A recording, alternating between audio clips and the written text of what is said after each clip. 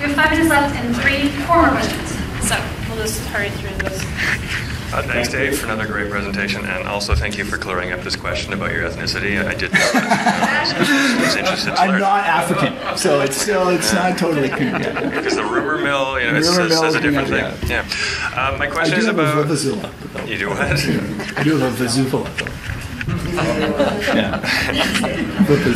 My question is about local improvement charges. I saw that was in your slides. I'm glad to see that was a measure that I looked at a few years ago, and at that time, the legal tool didn't exist for us to be able to do it, and it was disappointing to me because I thought there was a lot of potential there to deal with one of the great bugbears of getting people to invest in something that's expensive, that stays behind with the building, but has a long-term energy benefit that the market is not yet recognizing as kind of a way of securing you in. So my question is has the province changed our abilities to levy these things? Because in the past they were like for sidewalks and lampposts and rather pedestrian stuff.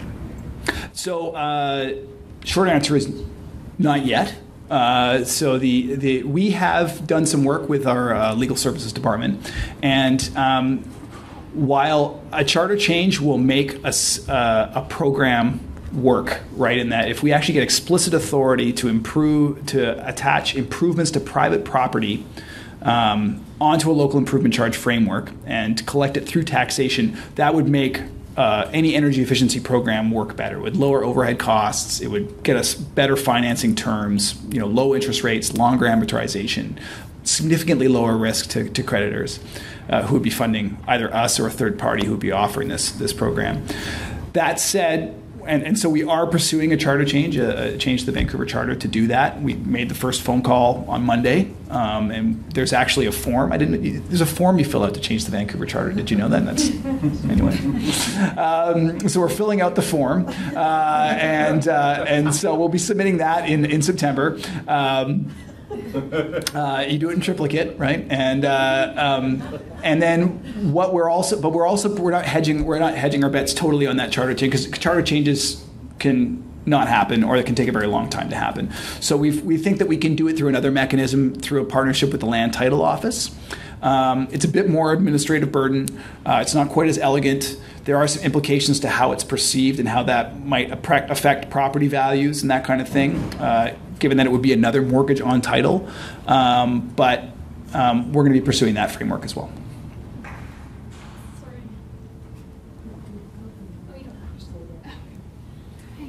Making a poor pregnant woman run around the stage. It's.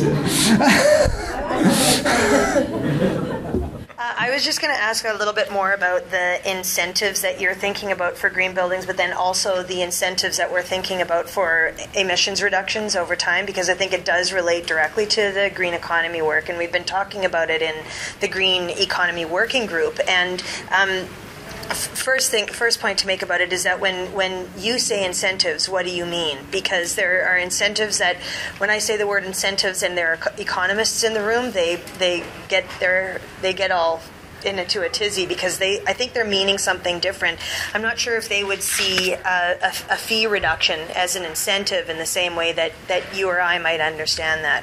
But so on that point, first of all, what do you mean by incentives? And then beyond the sort of tools, the incentive tools that the city already has at its disposal, and that kind of gets used for pretty much the attempt to meet every other city objective, which is bonus density.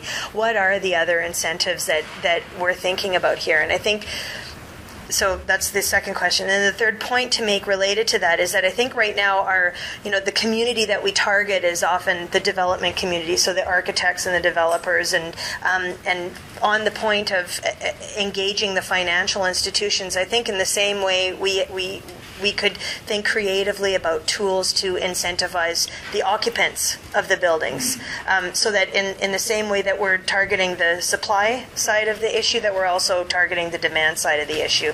In the same way that in real estate right now, they're trying to create a market for green buildings. So I think that there are consumers out there that want to demand that they occupy a green building, but there's not a lot of supply of green building out there for them to meet that demand. And I think that we can probably play on both sides of the equation on that one. So that was my comment. But the incentives, I'm curious to know more about.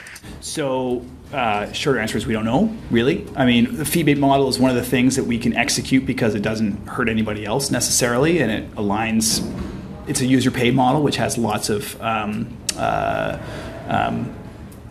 support broadly in the public, right? We've looked at expedited permitting, but the problem with expedited permitting is that it's rarely that expedited, and it's of limited benefit and utility. In terms of operational savings, so engaging the user, there are real business cases to be had for a lot of these things where people can significantly lower their costs and their savings. So, and the problem with incentives is we don't actually want to be hand to mouth all the time with incentives, right? So I think that incentives are good for incenting that first innovation. They're good for developers. They're good for them want to take the leap and maybe do something they wouldn't normally do. In terms of the occupants, there are, I think what we want to work with them is the financing tools piece, whereby, we don't need to worry all the time whether LiveSmart's going to get canceled or EcoEnergy is going to get canceled, and whichever way the winds are blowing. But if we can actually unlock the business case and have the savings pay for that, then we have a model that will go on in perpetuity, right? As long as the financing works out. So. And that predictability is actually even more valuable too sometimes than just incentive programs that may change with the wind. But so in terms of the tools we're looking at, I'd say the fee bait is one. I'm a little hesitant about bonus density for the reasons you mentioned, because we don't want to pit green against orphans or childcare or seniors or heritage more than it already is, right? So I think that that's going to be a difficult political one to wrestle with.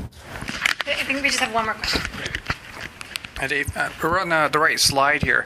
My comment is about the regulations themselves, thinking maybe not having it in the building code or building bylaw, looking at energy efficiency.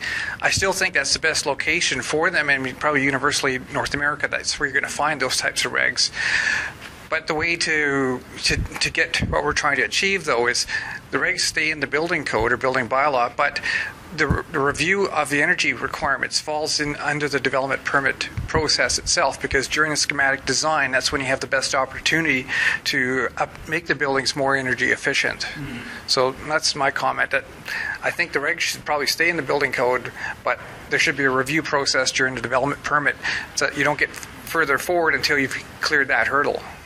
I think you're right. I think that there could be more work done up front here. And I try to communicate with this is that there should be more work done up front here and more work on the back end. That actually spending time in the middle here is actually of limited utility. So I agree. Anyways, I think that's time. And so thank you very much for showing up here today. And hopefully you learned a little bit more about our process and what we're thinking about. Go to talkgreentous.ca if you have more ideas you want to share, or if you want to contact us, and get your friends to do it too. So thanks very much.